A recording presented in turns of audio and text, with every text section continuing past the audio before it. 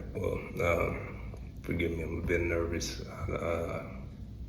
But this is something that I've been getting pushed to share and speak on for a while now. I just got to a point where I am comfortable sharing it.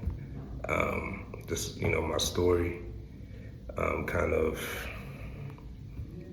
what got me to the point and the miracles that took place along the way. I mean, just kick it off. I'm a San Diego kid, Nigerian born, grew up Bay Vista, San Diego. Those that know. Neighborhood change, but that's where I grew up. First, decade of life, and moved to Paradise Hills. Shout out Knox Kennedy back near Bay Vista, Zamorano Bell. Went there. Drastic turn, moved to the suburbs. My mom was able to pull that off. Got there from high school, Otai. Shout out there, and was able to develop into a decent football player. Got me, lower level D1, able to play. Cookman, my people there, Humboldt, Southwestern. But yeah, grew up an athlete. Grew up in a household, the youngest of five. Tough upbringing. I'm sure a lot of us can relate. A lot of trauma deals behind that, but helped shape us, made us show us how strong we are as a family. Got that tribal instinct bred within us from my mom. My mom was a praying woman, which plays a huge part of my story. But I'll give you a quick synopsis. After college and got to a point, anybody that knows me knows I was a fun guy in college, I guess, somewhat. Always laid back, always been a really chill personality, more observant than anything else. Been known for that. Anybody that knows me, my guys growing up, teammates, that's kind of been my MO. Always been that guy, very private to myself, but also personable at times also. But to get back on track afterwards, a little bit after college, I ended up having a major health scare that really transformed my life. Ended up getting sick. Disease called MG for short, myasthenia gravis. Also another one, the other name is super complex, but it attacks your muscles, which is ironic because growing up an athlete, that's the one thing that you lean on. But yeah, story with that, how that came to happen. This was back in 2015, 16. First thing that happened, I remember we were out 4th of July weekend. Me and probably 11 of us. It was a girl I was dating at the time, and probably 8 or 9 of my other friends were pouncing around PV, neighborhood in San Diego, having the time. I remember for about 30 minutes, we went to a house party from, I think it was a girl that went to college with me, and she invited us. And we went there, and I remember for a second, my vision kind of went away. And what I mean by that, let's say if I'm looking at this phone like I am now, I would see 10 of them, and it would be super blurry that, there's an object there, but you don't know the distance where it's at, and you can't really feel to understand what it is fully, but something is there. That happened that day. I remember sitting down, and my girl at the time asked, was like, okay, what's going on? I thought I was just drunk. Anybody that knows me at that time was Shots was my middle name at that point. But yeah, I just sat down for about 30, 40 minutes, and then it came back, and I thought nothing of it. I'm like, okay, maybe I was just drunk, and just went on with life. And I'm always working. If you know me, that's another thing. I'm always jobs. I'm always working. I'm doing something. So Thanksgiving came, and the same thing happened. Went to her family's house for Thanksgiving. I was there, and the same thing happened. So immediately I know I experienced this a couple months before, so I was like, okay, this must be that. It'll come back. So the next morning I woke up and I still couldn't really see. And I'm like, okay, this is weird.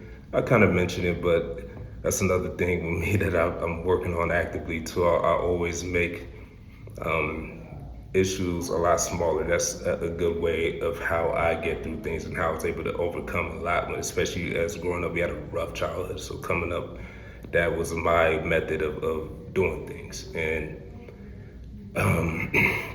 so that happened, and it didn't come back. It stayed like that for months. It got to a point where she had to, like, of course, drive me to work, pick me up. Couldn't really see, and at that point, she was pressing to go to the doctor. So we kept going to the doctor, and I'm laughing because I always kept myself in pretty decent shape. Training was a big part of my life. So they were pulling my blood back, and they couldn't find anything. So it got to a point, that was November around Thanksgiving. By the end of December, I started losing strength rapidly.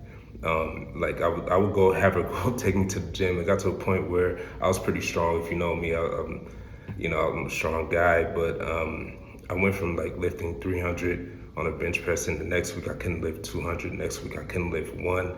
The following week I couldn't lift like 10 pounds, and that was alarming. And then I started losing weight. And I remember specifically one of my good friends, he's a twin, and his brother, went to the mall. At that point, I told her, don't tell anybody. Like, nobody knew what was going on. And we went to the mall. I remember him making a comment like, oh, you look slim. They didn't know what was going on. So I kind of just like laughed it off. And they had no idea. Nobody knew what was happening except for her. And it got to a point where I lost so much weight and I couldn't get up and walk. Like, I would lay in bed all day. I could not move. Then finally she took me to the ER.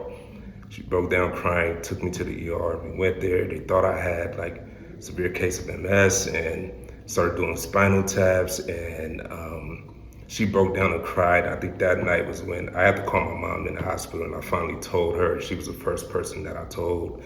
And that's how my family found out. And of course, they all flew in the week of my birthday, and they started me on like intense steroid treatment, which bigged up my weight, and I fluffed up in weight, but kind of paused everything for a while.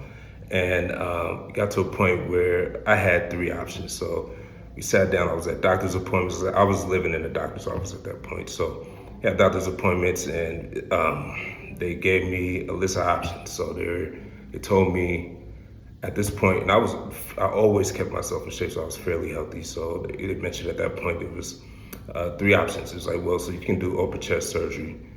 It will give you 32% chance to go into remission, 33% chance that nothing will happen, or 33% chance you're not going to make it. And I took the risk, and luckily, thank God, it worked. I got up.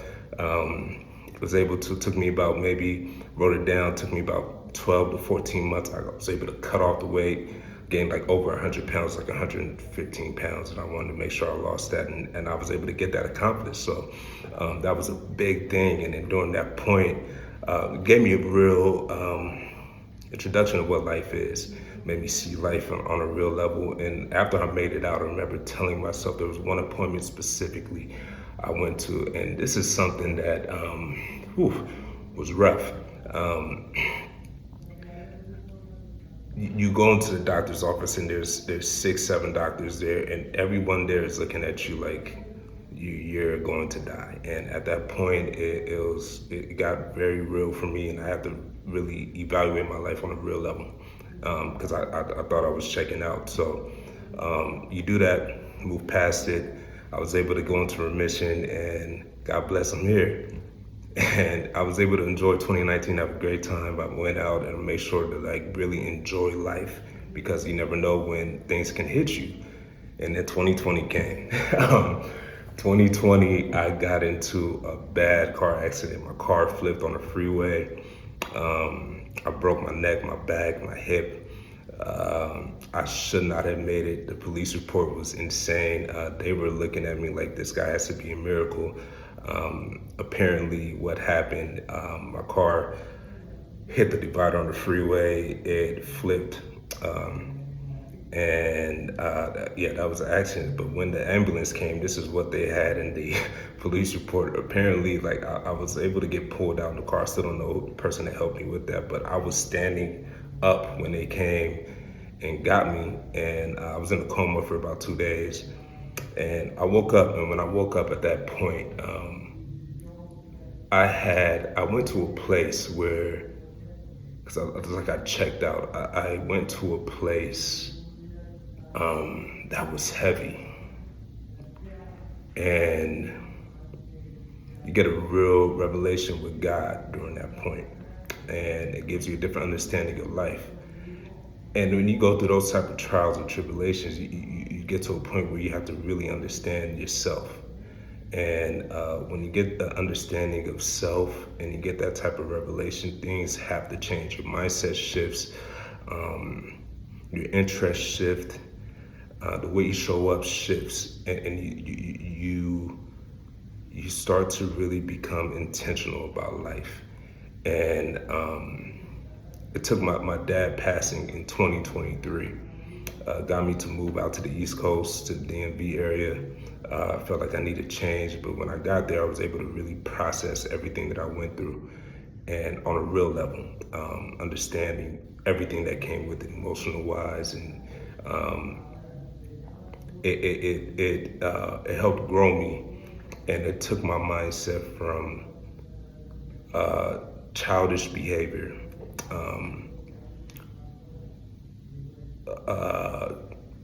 boyish beliefs, into like being more intentional in life and like walking into manhood and to seeing things for what they really are. And that is a tough process to go through. And the whole reason I wanted to share it is because anybody that kind of known this story has been pushing me to share it. I only told a few people. It took me a while to actually get to a point where I was comfortable with actually speaking to it. Because of course it was a lot that happened, a lot that I had to process and see. Because when you come to a point of really battling for your life on a real level, especially at a young age, it changes the way you see life if you allow it to. And I'm blessed to be here. And when you go through those type of journeys, you got to understand, when it comes to understanding the self, you just got to be to a point where you have to know that you will be misunderstood if you're on that path, but still walk in it. You know, build that relationship with God, understand what solitude is, and stand strong in it. And if you keep walking through it, you will become a version of you that you wouldn't even imagine, and your life will shift, your interests will shift, and you'll gain an inner confidence that is like no other. You'll be able to look in the face of people that you know are talking about you behind your back, because it happened to me when I was sick, when I gained weight, when my eyes were cross-eyed. People were mocking me. They didn't know the trials that I was going through, but I was being mocked. So now on the back end, and I'm going through this evolution of a man, I can deal with that. It's like God put all those obstacles in my life to be able to deal with the repercussions of that. Like, it will be your family, your friends, some of them that you consider close friends, and those will be the ones that will be mocking you behind. But you also be able to take that in. It's not from a place of anger, but it's from a place of empathy, because you understand that, you know, those that don't understand can easily misunderstand. They'll take your journey and not really understand it, and it's something that you have to be comfortable with, that you evolve and grow in life. And I hope that, you know, my journey and what I'm going through, I'm actively living through now, will help others live with intention, see more truth, and be able to walk in it, step into their confidence to become the best version of them. But yeah, that's a quick synopsis. I can keep rambling on. There's so many parts that I left out, but I felt like, I don't know, I kept getting pushed. I need to share this. I need to share this. Everybody that I meet keeps saying that. So there you go. It's a quick story, and I'm glad I have this scar here. It reminds me every morning to live with intention, and God bless. I'll take care. Hopefully, if you have any questions, let me know.